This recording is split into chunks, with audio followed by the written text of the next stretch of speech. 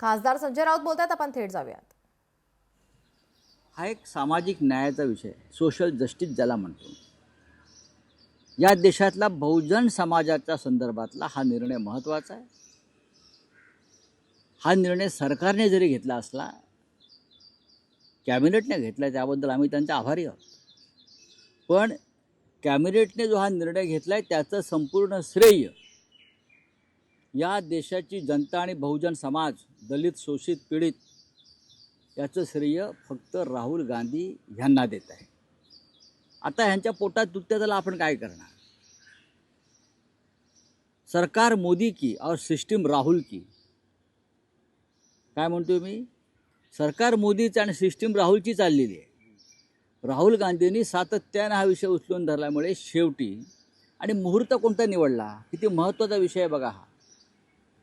पहलगाम हल्ल्यानंतर सरकारला जे प्रश्न विचारले जात आहेत त्याच्यावरचं थोडंसं लक्ष समाजाच्या बाजूला व्हावं म्हणून अगदी देश युद्धाच्या छायेत असताना त्यांनी हा महत्त्वाचा निर्णय, ऐतिहासिक निर्णय घेतलेला आहे. हे सुद्धा विसरता येणार नाही. म्हणजे किती महत्त्वाचा विषय आहे. बिहारच्या निवडणुका आहेत, पश्चिम बंगालच्या निवडणुका आहेत.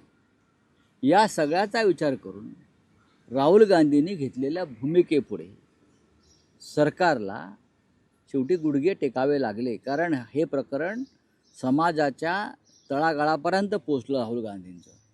देवेंद्र फडणवीस काय म्हणतात त्याच्यावरती निर्णय होत नाहीत. मग देवेंद्र फडणवीस म्हणत आहेत एवढं त्यांचं ऐकलं जातं आहे. मग ते 27 आमचे जे लोक मारले गेले त्या संदर्भात त्यांनी बोलावं ना.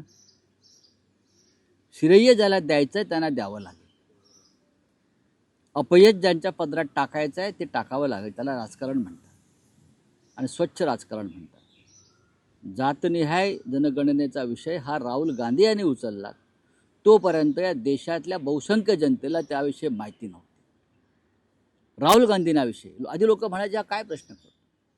तुमच्याच भारतीय जनता पक्षाचा अनुराग ठाकूरचं भाषण पार्लियामेंटमधलं, जिसकी जात की पता नहीं वो जातीय जनगणना की बात कर रहे, राहुल गांधीविषयी अत्यंत घाणेरडे उद्गार काढलेले आहेत.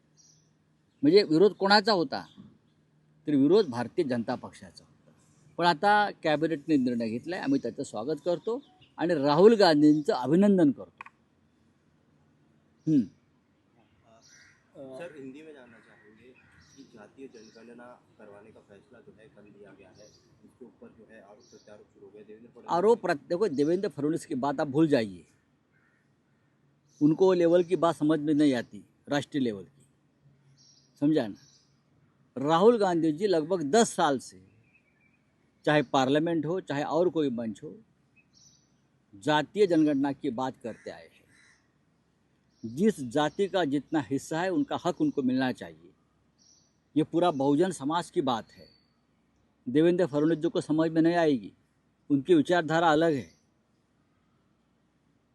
देवेंद्र फडणवीस की विचारधारा उस जातीय जनगणना में नहीं बैठती. ये बहुजन समाज की बात है, मैं ये बोल रहा हूँ. ये राहुल गांधी का श्रेय है. जरूर कैबिनेट ने निर्णय लिया, लेकिन राहुल गांधी 10 साल से बात कहते आए हैं. तो मैं इतना ही कहूँगा, सरकार मोदी की और सिस्टम राहुल जी की चल रही है और ये चलती रहेगी. आने वाले दिनों में देखो क्या होता है. सरकार को झुकना पड़ा.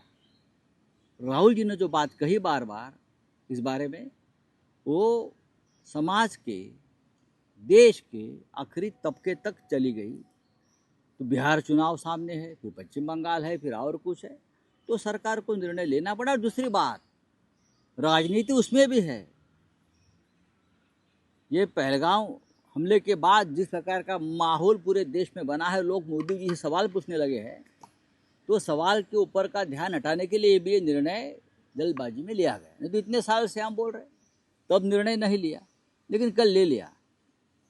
युद्ध का माहौल है, लोग सवाल पूछ रहे हैं मोदी जी को और अमित शाह को. हाँ, तो ये भी एक मुद्दा है. सर, महाराष्ट्र दिन आहे आज.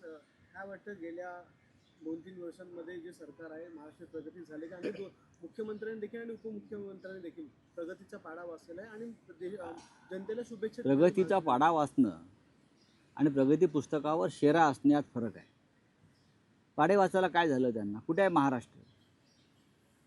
जो महाराष्ट्राचा एक बाणा होता, कणखर, खणखणीत, बाणेदार, दिल्ली पुढे झुकणारा महाराष्ट्र गेल्या 3 वर्षात निर्माण झाला. हे आता काय होर्डिंग लावतायत की सह्याद्री चाललेला आहे. कोण सह्याद्री? हिमालयाच्या मदतीला, असं कधी होर्डिंग लागलेत आज. हिमालय कोण? हिमालय कोण? हिमालय दिल्लीमध्ये उरलाय का? आणि महाराष्ट्रात सह्याद्री कोण? हे जे सरकार, हे एक मुख्यमंत्री आणि 2 डेप्युटी सीएम जे आहेत, ही महाराष्ट्राला आलेली टेंगुळ आहेत बरं का. एक टेकाड आहे आणि 2 टेंगुळ आहेत. मुख्यमंत्री टेकाड आहे आणि 2 डेप्युटी सीएम टेंगुळ आहेत. हे सह्याद्रीची उपमा स्वतःशी करतायत, म्हणजे हास्यास्पद आहे.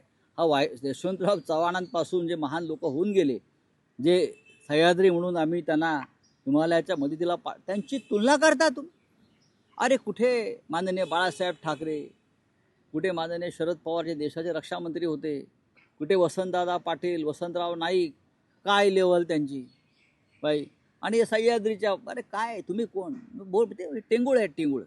ही टेंगुळ आता खाली जातील. राऊतसाहेब, मुख्यमंत्र्यांनी 100 दिवसांचं प्रगती पुस्तक जाहीर केलेलं आहे. ट्रम्पने पण जाहीर केलं.